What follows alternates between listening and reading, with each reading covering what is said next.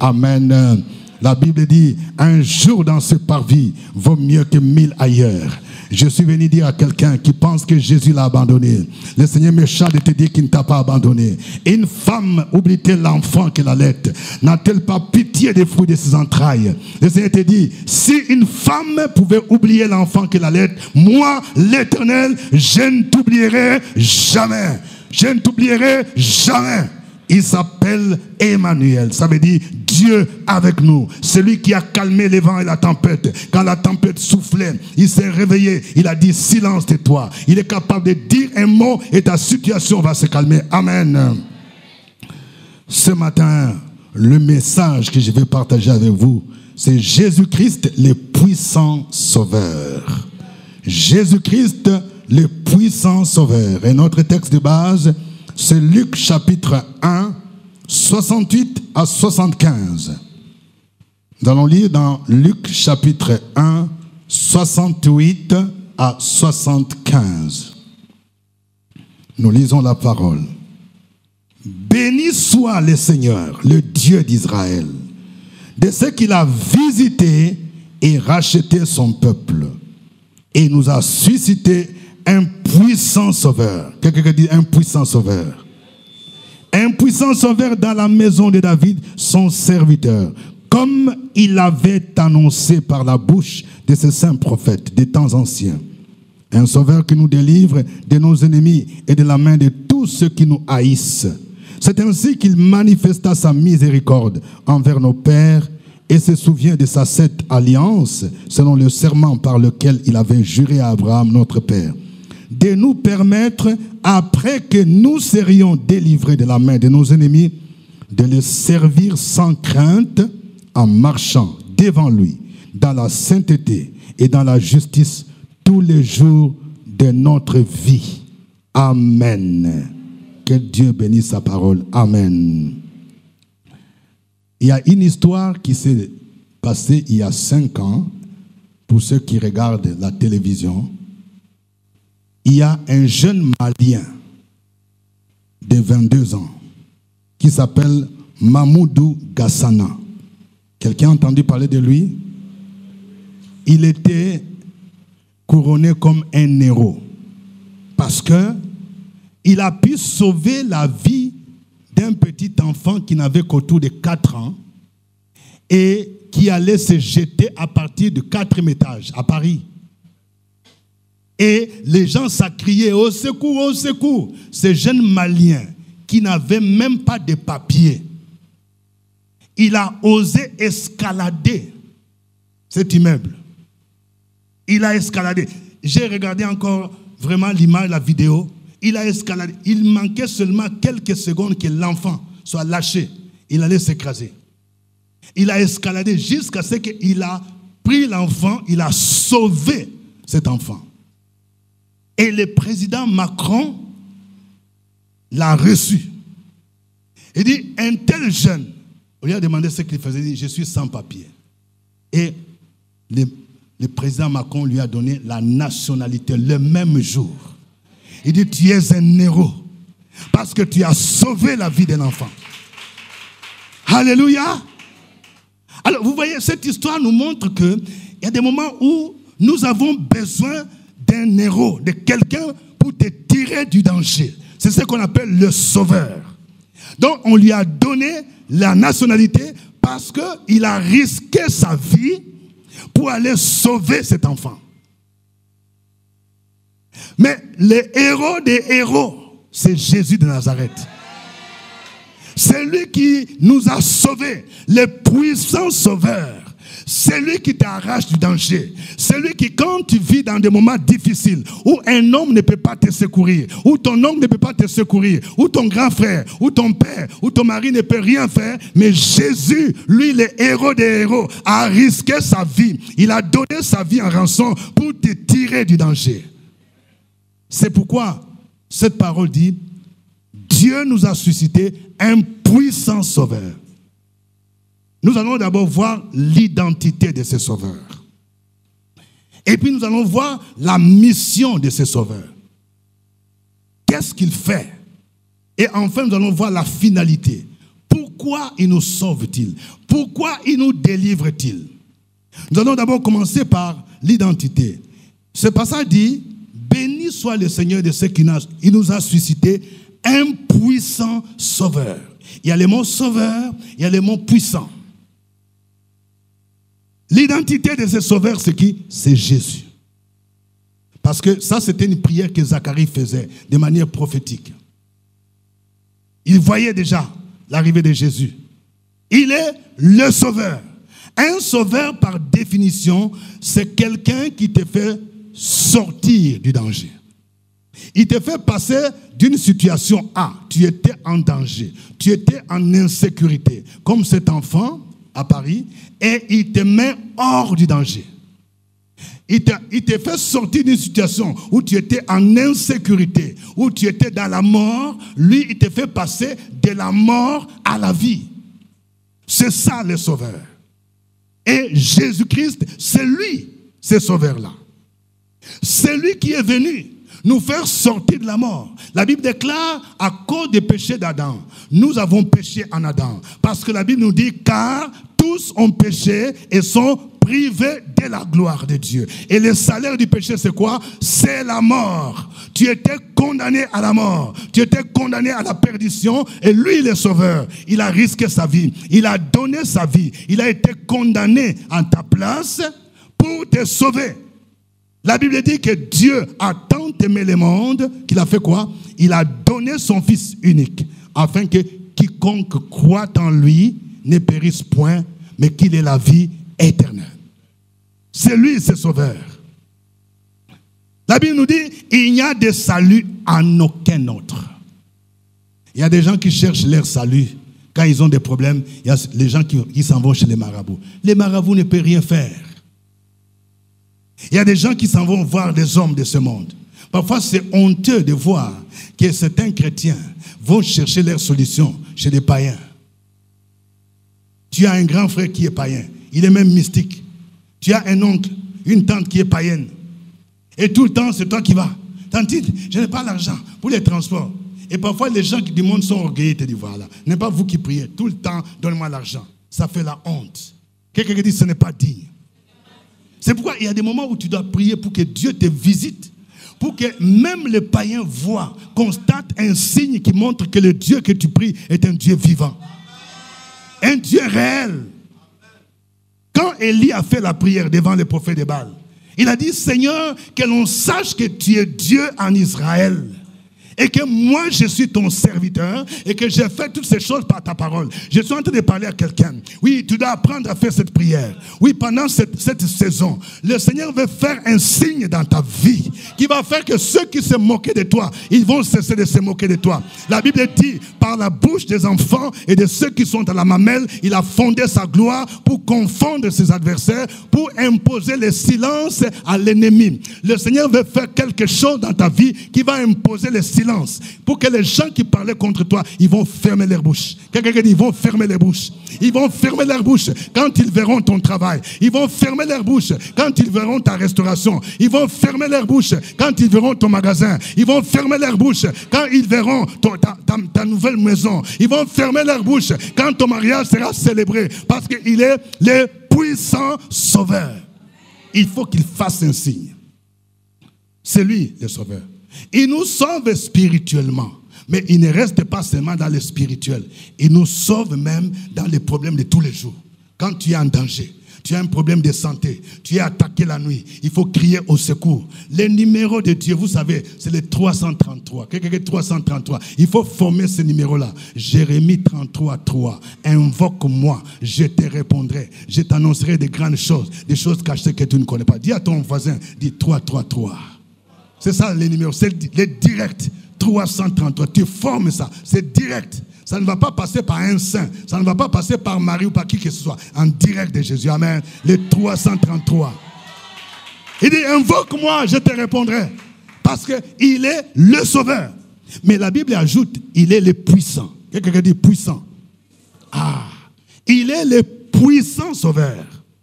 Il est puissant parce qu'il détient toute puissance. Comme Dieu le Père est tout puissant, Jésus est tout puissant. En hébreu, c'est cet attribut, c'est le nom qu'on appelle El Shaddai. Le Dieu de toute puissance, le Dieu de toutes possibilités. Sa puissance est au-dessus de toute puissance.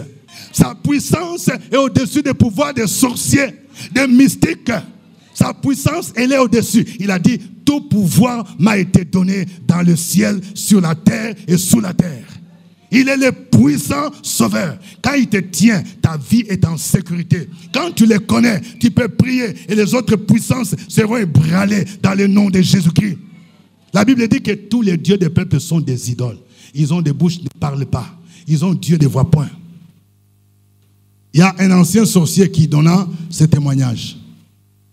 Il dit, lui, il faisait des réunions avec Satan, Lucifer, chaque soir. Donc, il faisait les rapports. Aujourd'hui, tu as attaqué qui? Est-ce qu'aujourd'hui, tu as provoqué combien d'accidents? Est-ce qu'aujourd'hui, tu as provoqué combien d'avortements? Chaque soir. Alors, il semble que Satan leur disait là dans leur cellule que lui là, Satan, il est tout puissant. Que sa puissance est au-dessus de toute puissance.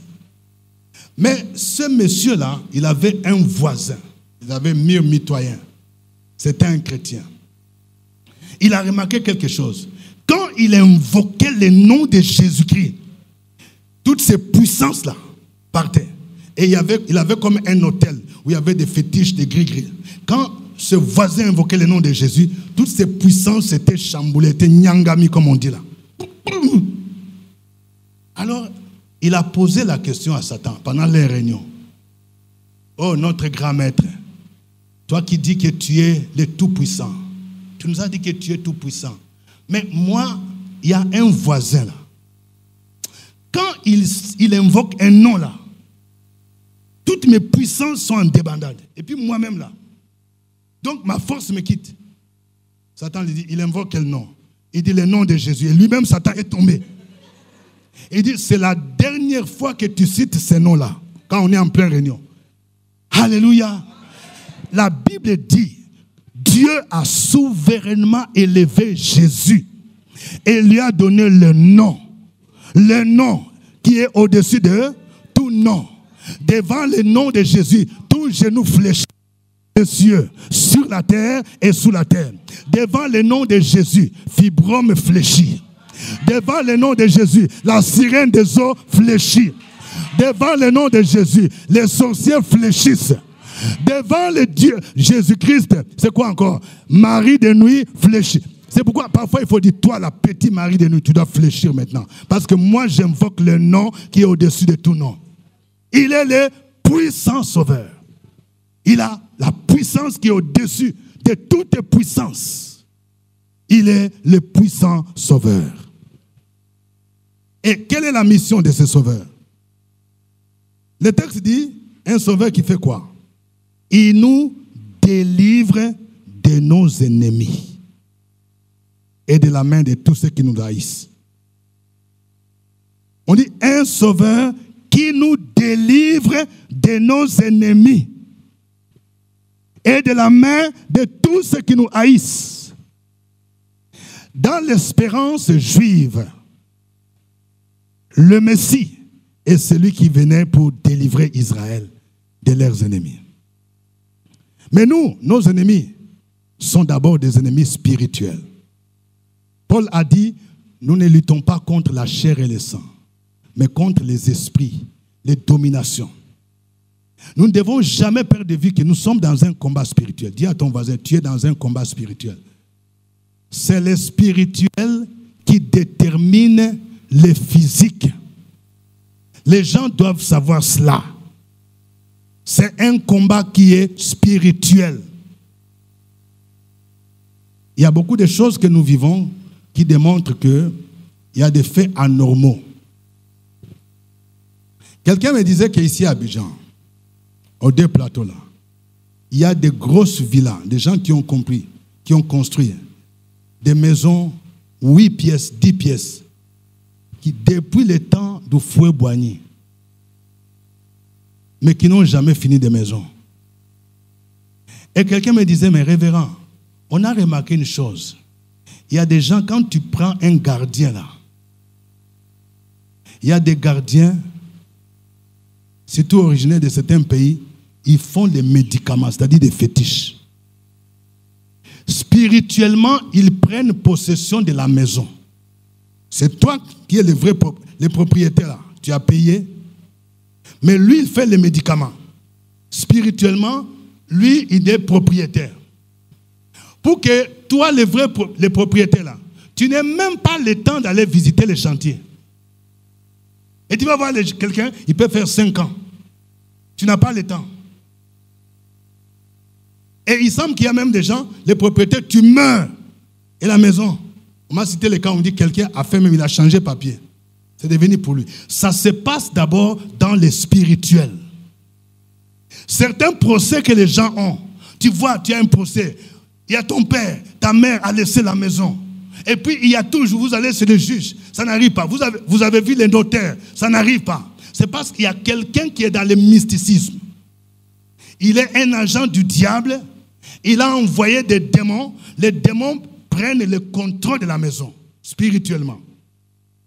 Et de telles situations, il n'y a que Jésus qui peut te délivrer.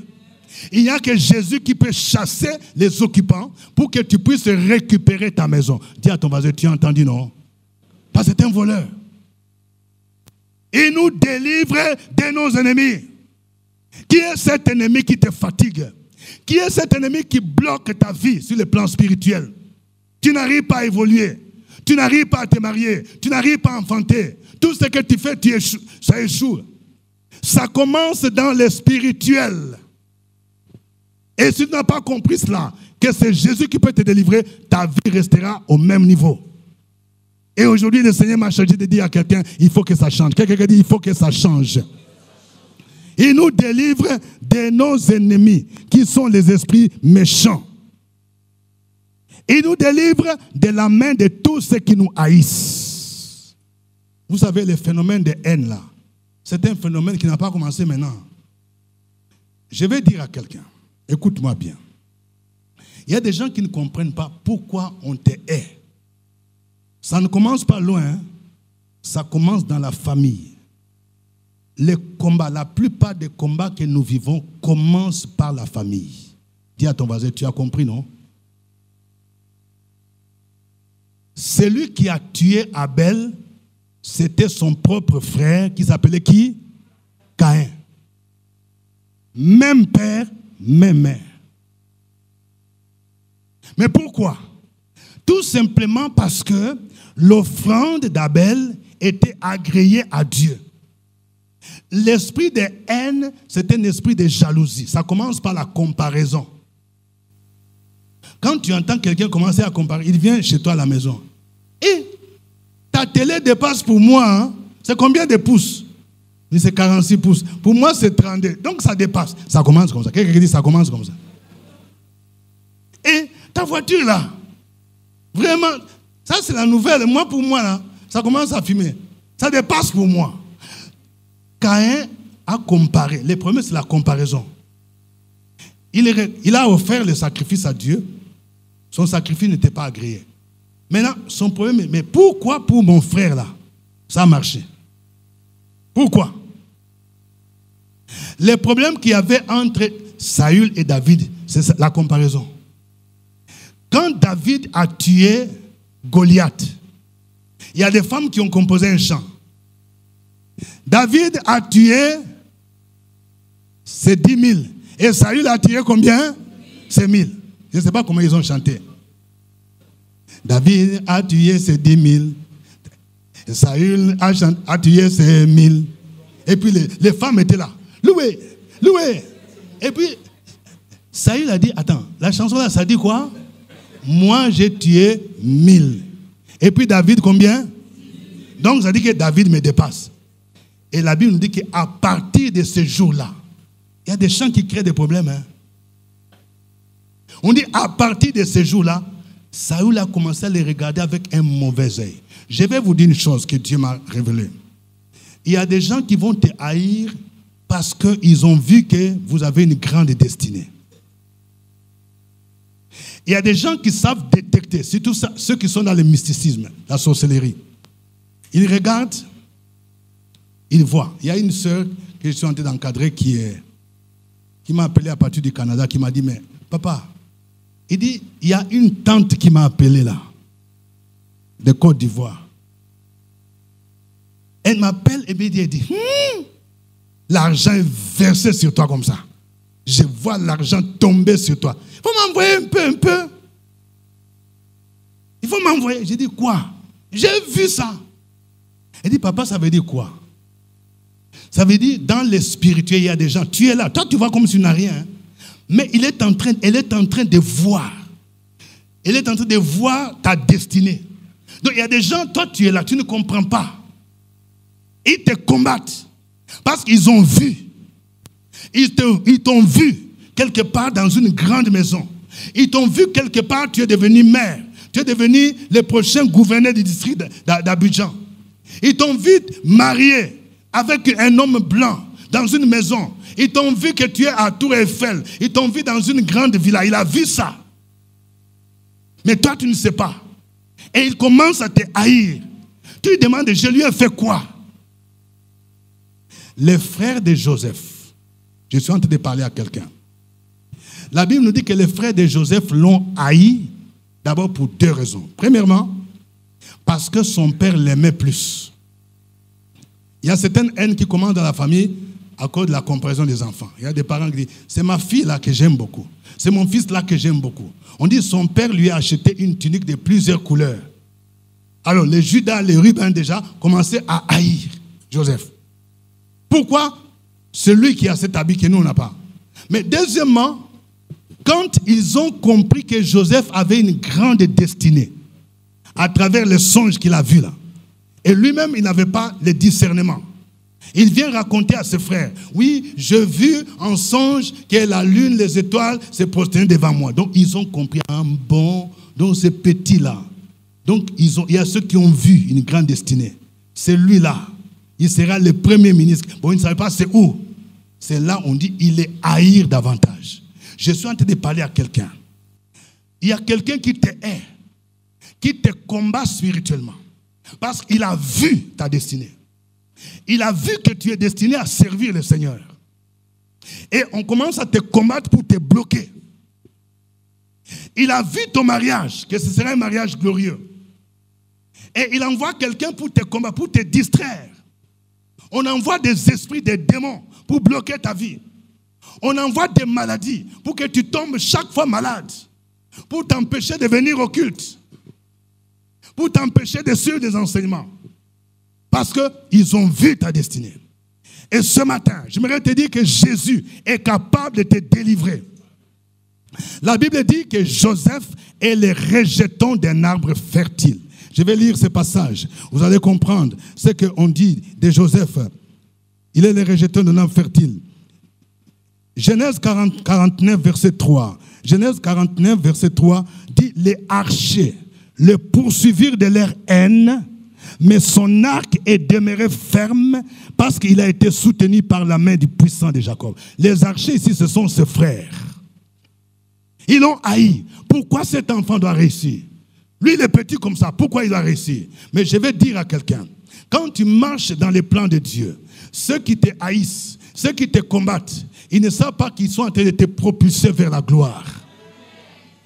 Parce que la Bible dit que Dieu n'est pas un homme pour mentir, ni fils de l'homme pour se repentir. Ce qu'il promet, il les réalise. Ce qu'il ordonne, il l'exécute. Personne ne peut empêcher Dieu d'accomplir sa destinée. Et ce matin, je suis en train de sentir qu'il y a des gens qui ont une grande destinée. Et vous êtes combattus par les sorciers, par les mystiques. Ce matin, le Seigneur dit, je vais te délivrer. Je vais te délivrer de tes ennemis. Je vais te délivrer de ces esprits qui te fatiguent. Je vais te délivrer de ces maladies. Je vais te délivrer de cet esprit de mari de nuit qui a bloqué ton mariage jusqu'à maintenant pour que tu entres dans ta destinée. Parce que le Seigneur dit, je connais des projets que j'ai formés pour toi. Ce sont des projets de paix et non de malheur. Il est venu pour te délivrer de tes ennemis et de tous ceux qui te haïssent. Il est le Dieu de délivrance. Il te haïsse. Il y a des gens qui te haïssent à cause du poste que tu occupes. Il y a des gens qui te haïssent à cause des enfants. Pendant que je parle, je me souviens de l'histoire d'une jeune fille pour qui j'ai prié. La jeune fille était très intelligente. Ses parents l'aimaient beaucoup. Ses parents ont commencé à investir dans les études. Ils disaient, notre fille là sera une grande fille. Et vous savez ce que le diable fait, c'est quoi? Quand le diable sait que tu as une grande destinée, il va t'empêcher d'être en contact avec des personnes que Dieu a placées devant toi. Parce que les destinées là, il y a toujours ce qu'on appelle des mentors. C'est-à-dire quand tu es en contact avec ton mentor, c'est lui qui va te faire entrer dans ta destinée. Tu entres. Et quand le diable voit que si tu es en contact avec lui, tu vas entrer dans ta destinée, il va chercher à te détacher. Il va t'envoyer quelqu'un d'autre pour te détourner. Cette fille-là,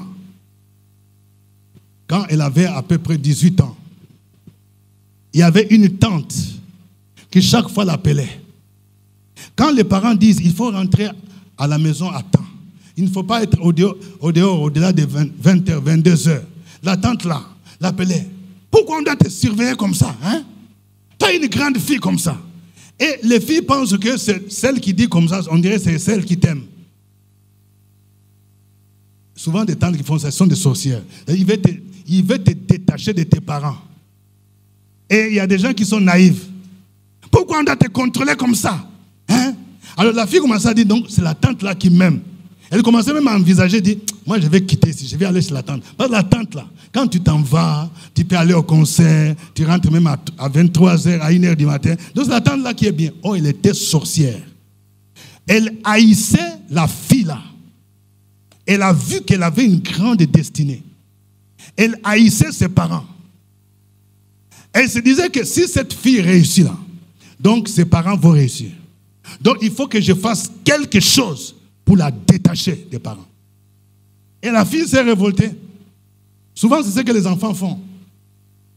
Je vais dire à quelqu'un, quand tu quittes la maison paternelle par révolte, tu commences à t'écarter de ta destinée. Vous les jeunes filles, là, quand vous voulez vous marier, il y a des gens par exemple qui disent non, je vais prendre ma maison. Parfois c'est normal, tu es chez les parents. Mais ce qui est souhaitable, c'est de prendre la maison. Si tu es encore sous tutelle de tes parents, de quitter quand tu vas te marier. Bon, peut-être si c'est pour des raisons de travail, ton travail est loin, là ça se comprend. Mais si c'est pour avoir la liberté de faire ce que tu veux, c'est que tu n'as rien compris. Le diable t'éloigne de la destinée. Et c'est ce que la fille a fait. Vous là, vous me fatiguez. Je vais aller chez la tante. La tante a dit, vrai, je t'ai eu. Ce qui s'est passé, c'est quoi?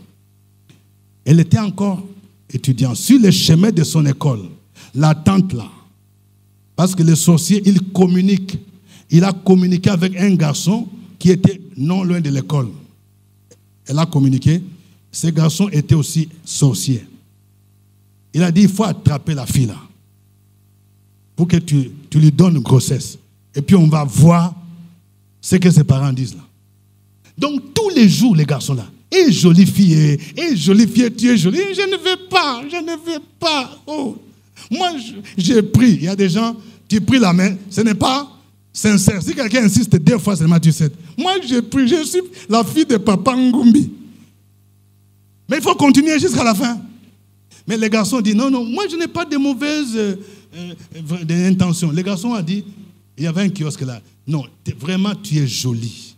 Je vais juste t'offrir un coca. Il a dit, est-ce que tu peux offrir un coca? Où est le coca? Et puis, elle a pris le coca. C'était fini. Dis à ton voisin, fais attention au coca. Quand tu ne veux pas de quelqu'un là, ne prends pas ni son coca, ni son bissap, ni nyamaku. Ne prends rien. Il y a des gens qui font l'erreur. Non, je vais seulement prendre l'argent. Mais quand il va me donner, il y a une soeur qui m'a dit, oui, il m'a donné l'argent, j'ai pris 50 000. Et puis je vais commencer à le blaguer. Quand il dit, on va se retrouver au restaurant, j'ai trouvé une raison pour dire, non, vraiment, je suis empêché. D'abord, tu es chrétienne. Et puis tu mens. Tu ne peux pas gagner Satan sur son terrain. Dis à ton voisin, tu ne peux pas le gagner. Lui, il a l'expérience. Mensonge, ça. C'est l'arme de Satan. Alors, donc toi, tu penses que tu peux gagner Satan avec mensonge. Tu as menti. Si tu ne veux pas de quelqu'un là, ne prends rien. Cadeau, oh, je vais t'offrir portable, iPhone 5, iPhone 10, tu refuses. Parce qu'il y a des cadeaux qui sont piégés. Quand la fille a pris coca de ces garçons-là, c'était fini. Donc, il y avait alliance dans le spirituel. Elle dit, quand elle était à l'école là, elle n'avait plus envie d'étudier. Elle sent l'envie d'aller voir les garçons. C'était plus fort. Elle n'allait plus à l'école. Et dans ça, elle a attrapé la grossesse. Et quand elle a attrapé la grossesse, la même tante là, qui commence à dire, hé, la fille là, elle ne m'écoute pas, vraiment. Tu vas retourner chez tes parents. Et la maman dit, voilà, tu es parti là, c'est pour chercher grossesse, tu n'as qu'à retourner là-bas. Donc, c'était pour éteindre sa destinée. Il y a des gens qui pensent t'aimer, mais ils sont des hypocrites. Et même parfois dans les milieux chrétiens, il y a des gens qui sont hypocrites. Ils rient avec toi, mais ils te poignardent derrière le dos. L'esprit d'hypocrisie doit être banni de l'église. Il faut qu'on s'aime avec sincérité. Jésus est venu pour te délivrer de ceux qui te haïssent. Ceux qui ne veulent pas entendre que tu as réussi. Ceux qui ne veulent pas entendre que tes enfants ont réussi. Ceux qui ne veulent pas entendre que tu as quelqu'un qui est derrière toi. C'est pourquoi vous qui voulez vous marier là, quand une relation n'a pas encore abouti, il ne faut pas dire à quelqu'un. Parce qu'il y a des gens, dès qu'ils te voient derrière une soeur, derrière un frère, ils te disent, hey, dis-moi, il y a quelque chose entre toi. Et tu commences à dire, oui, mais le frère, il est gentil. Hier, il m'a appelé. Chaque fois, à 21h, il m'appelle. On s'appelle, bon, moi-même, quoi. Bon, je ne sais pas, j'ai vu Dieu m'a montré quelque chose sur lui. Mais j'attends qu'il lui-même vienne. Ah, tu ne sais pas qu'elle aussi est en train de chercher les frères. Là. Non, ce sont des choses qui se passent. Hein. Je vous dis en tant que pasteur. Il y a des choses que tu gardes d'abord secret. C'est entre toi et Dieu. Parce qu'il y a des gens, dès que tu lui dis là, il prend, il commence à te combattre. Il commence à te combattre. Jésus est venu te délivrer de tes ennemis. Tes ennemis spirituels, tes ennemis physiques, tes ennemis qui sont dans les quartiers, tes ennemis qui sont dans la famille, tes ennemis qui sont même dans l'église ou qui prétendent connaître Jésus, mais qui ne le connaissent pas. Ils font fétiche, ils font médicament. Jésus est venu pour te délivrer de ces gens-là. Les gens qui sont animés par l'esprit de Judas. Judas, quand une femme est venue offrir les parfums à Jésus, donc Judas est devenu prédicateur, donc il veut prêcher plus que Jésus. La femme vient, elle répand les parfums devant Judas, devant Jésus, et puis Judas dit, papa, ça c'est une perte ça. Moi j'ai une ONG qui s'occupe des veuves et des orphelins. La religion pure consiste à s'occuper des orphelins. Ces parfums-là, c'est un parfum qu'on devait vendre. Et l'argent là, 300 deniers, et puis on donne aux veuves et aux orphelins. Vous trouvez ça normal? Ton patron, le roi des rois Jésus, c'est comme ça. Hein? Si tu vois quelqu'un combattre quelque chose qui est pour l'utilité de ton père spirituel, quelque chose qui devrait être utile à Jésus, toi tu dis, on n'a qu'à donner à quelqu'un d'autre. Et c'est celui qui était trésorier. Et parfois, même dans nos milieux chrétiens, il y a des gens qui agissent comme ça. Tu vois quelqu'un, on te dit, bon, c'est l'anniversaire de notre papa. Moi, je veux lui offrir ça. Mais non, ça, il faut donner aux pauvres. Jésus dit, mais les pauvres, vous les avez avec vous toujours? Comment est-ce que ce qu'on veut me donner à moi, toi, Judas dit, on a qu'à donner à qui? Aux pauvres. L'esprit de Judas. Il y a ceux qui haïssent même leur père spirituel. Donc Judas était en train de haïr même Jésus. C'est lui qui l'a recruté comme apôtre. Il devait même dire merci. Qui connaissait Judas? Au moins Jésus t'a pris pour que tu fasses partie de l'équipe. Et puis on veut lui donner parfum. Toi tu dis non. Parfum là on n'a qu'à donner aux pauvres. Quelqu'un qui dit oh honte. Jésus est venu nous délivrer de nos ennemis et de tous ceux qui nous haïssent. Mais la finalité, c'est quoi? Pour terminer. Pourquoi Jésus est venu nous délivrer de nos ennemis? Premièrement, c'est pour que nous puissions les servir sans crainte. Amen. Quand quelqu'un dit pour les servir sans crainte. Jésus te délivre. Ce n'est pas pour que tu croises les mains. Ce n'est pas pour que tu viennes les mains ballants à l'église. Il te délivre pour que tu les serves. Nous sommes sauvés pour servir. Regardez dans la Bible. Les gens que Jésus a délivrés là, elles étaient toujours engagées dans l'œuvre. La belle-mère de Pierre, la Bible nous dit, quand Jésus l'a guérie de la fièvre, on dit, elle se leva et les servit. Quand Jésus t'a guéri, Jésus t'a donné le mariage, Jésus t'a donné la promotion, Jésus a fait que ton concours a marché. La première chose, tu dois les servir. Quand vous voyez les femmes comme Marie de Magdala, il y a des gens qui ne font pas attention. Marie de Magdala était une femme engagée parce qu'elle avait 7 démons. Et Jésus l'a délivrée. C'était une femme qui était possédée. Jésus a chassé les démons et Marie de Magdala est devenue normale. C'est pourquoi vous voyez cette femme est engagée. Il dit, ce monsieur-là qui m'a délivré, moi, Marie de Magdala, j'étais envoûté, j'étais possédé. Toute ma vie, moi, je vais le servir. C'est pourquoi Marie de Magdala faisait partie de l'équipe qui servait Jésus avec leurs biens. Elle était parmi les donatrices. C'est un ministère qui consiste à donner son argent, ses biens. Elle suivait Jésus partout parce qu'elle était reconnaissante. Jésus t'a délivré pour que tu le serves. Qu'est-ce que tu fais à l'église? Il te délivre pour que tu le serves, sans crainte.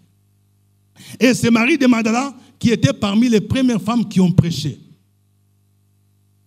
que Jésus est ressuscité.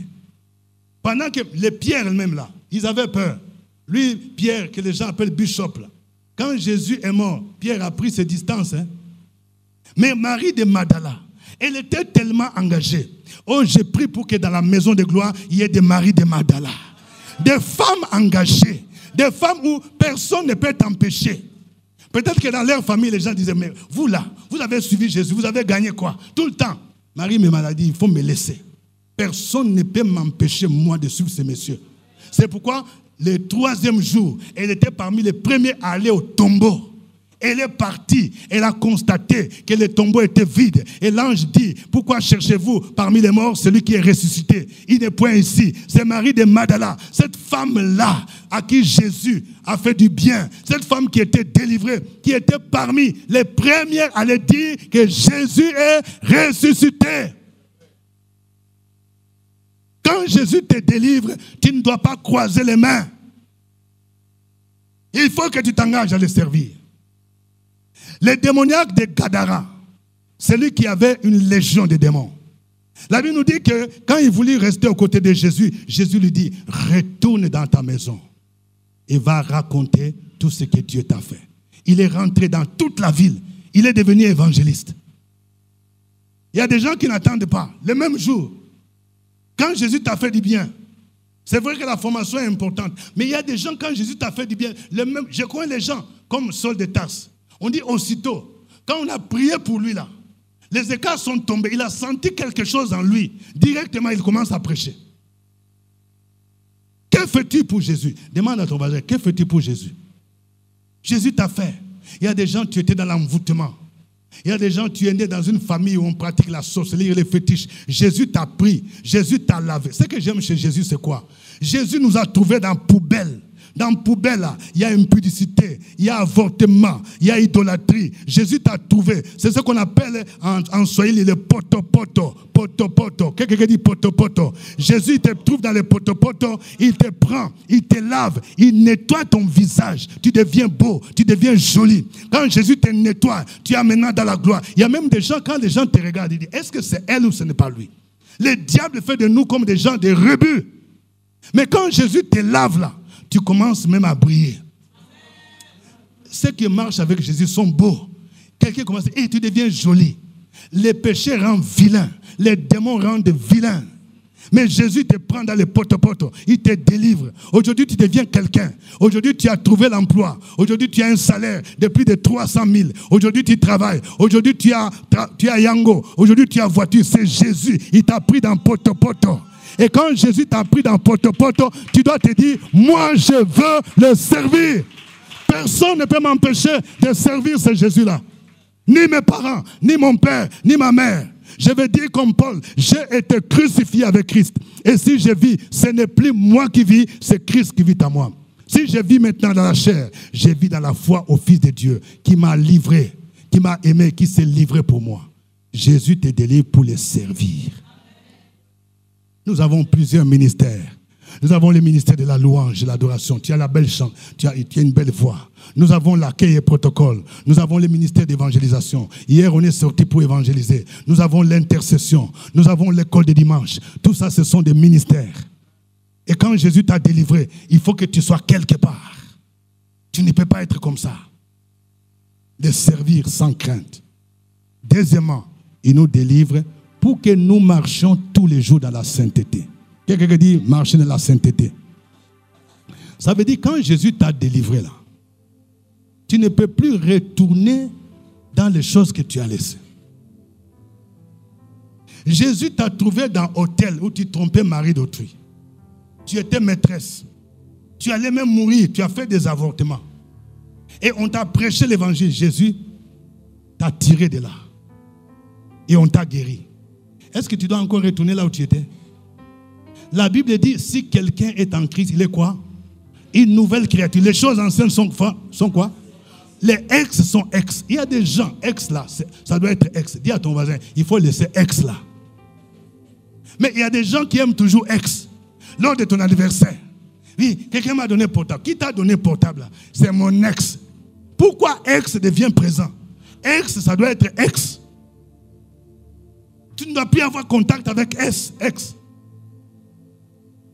Il y a même des couples qui ont des problèmes là. Il y a un couple que j'encadrais. Les mariés veulent toujours des contacts avec les ex.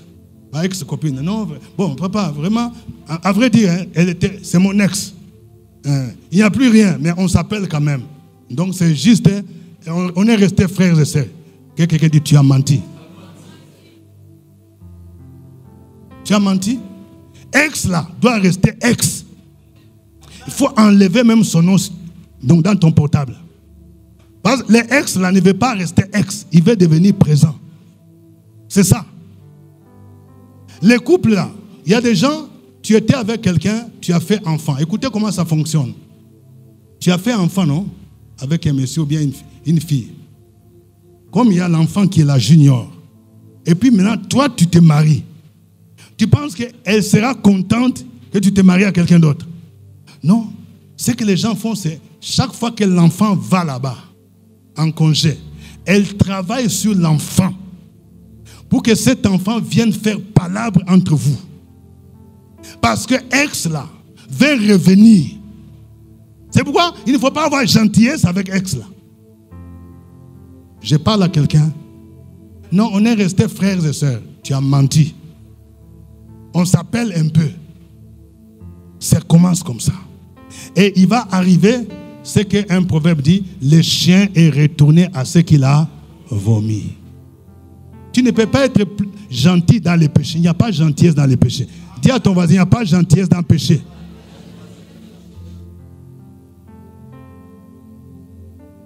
Il y a une sœur qui me disait, vraiment, pasteur là n'est pas bon. Hein? Il y a un autre pasteur là. Et puis un jour, il m'a touché, il m'a frappé comme ça derrière. Bon, j'ai laissé, mais l'autre fois, je dis non. Pasteur te frappe comme ça. Tu dis, pasteur, arrière de moi, Satan, bien. Donc ça, ce n'est plus domaine de Dieu. Ça devient le diable. Pasteur, comme il va faire quoi pour te taper derrière? Ça, c'est Satan en personne. Donc il n'y a pas de gentillesse de ça. Oh, si je parle, on va dire que j'ai parlé. Non, il a dépassé les limites. Ça commence comme ça. Non, bon, moi je vais être gentil, hein. Sinon, il n'y a pas de gentillesse dans le péché. Dis à ton voisin, il n'y a pas de gentillesse dans le péché. Jésus est venu nous délivrer pour marcher dans la sainteté, dans la sanctification. Il y a des gens pour qui on a prié. On a prié pour ta délivrance. Un mois après, les mêmes démons reviennent. Pourquoi? Parce qu'après ta délivrance, au lieu de t'engager, au lieu de t'attacher, toi tu es retourné dans le monde. Quand c'est comme ça, les démons reviennent. Quand vous lisez dans Jean chapitre 5, il y a quelqu'un qui était boité pendant 38 ans, le paralytique. Quand Jésus l'a guéri, Jésus lui a dit ceci. Va et ne pêche plus, de peur qu'il ne t'arrive quelque chose de pire. Ça veut dire que quand Jésus t'a guéri, on a prié pour toi, on t'a délivré. Si tu retournes dans tes anciens péchés, ce qui va arriver là, ce sera pire. Si tu avais 3 démons, ça sera x 10, c'est 30 démons. Et il y a des gens maintenant qui donnent la faute au pasteur. Moi, je ne comprends pas. Le pasteur a prié pour... Le pasteur là n'a pas de dons. Moi, je vais chercher. C'est quelle église là où il y a la puissance? Le problème, ce n'est pas le pasteur, c'est toi-même. On a prié pour toi, tu as été délivré. Au lieu de te consacrer au Seigneur, toi, tu es retourné dans tes péchés. Quand tu retournes dans tes péchés, ce qui va arriver, ce sera pire. Quand on dit qu'il y a enseignement, on ne te voit pas. Quand on dit à prier, on ne te voit pas.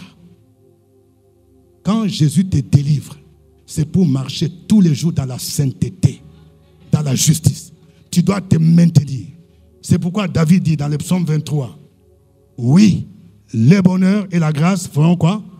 M'accompagneront tous les jours de ma vie. Mais attention, la fin on dit, et j'habiterai dans la maison jusqu'à la fin. Si tu n'habites pas dans la maison de l'Éternel, c'est-à-dire en communion, en sanctification, ce n'est plus bonheur et la grâce qui vont t'accompagner. C'est malédiction, c'est échec, c'est maladie qui va t'accompagner. C'est fièvre typhoïde qui va t'accompagner. Ma prière est que chacun de vous puisse reconnaître que Jésus est le puissant sauveur. Il est tout puissant. Un sauveur qui nous délivre. Y a-t-il une situation que tu vis, des blocages que tu vis? Jésus a la puissance de te délivrer. De tous ceux qui te haïssent, tous ceux qui ne veulent pas voir ta destinée s'accomplir. Mais il te délivre pour que tu puisses les servir. Et que tu marches dans la sainteté. Que Dieu bénisse sa parole. On va se lever. Alléluia. Lèvons-nous pour la prière. Jésus, tu es puissant. C'est toi le vainqueur de la tombe.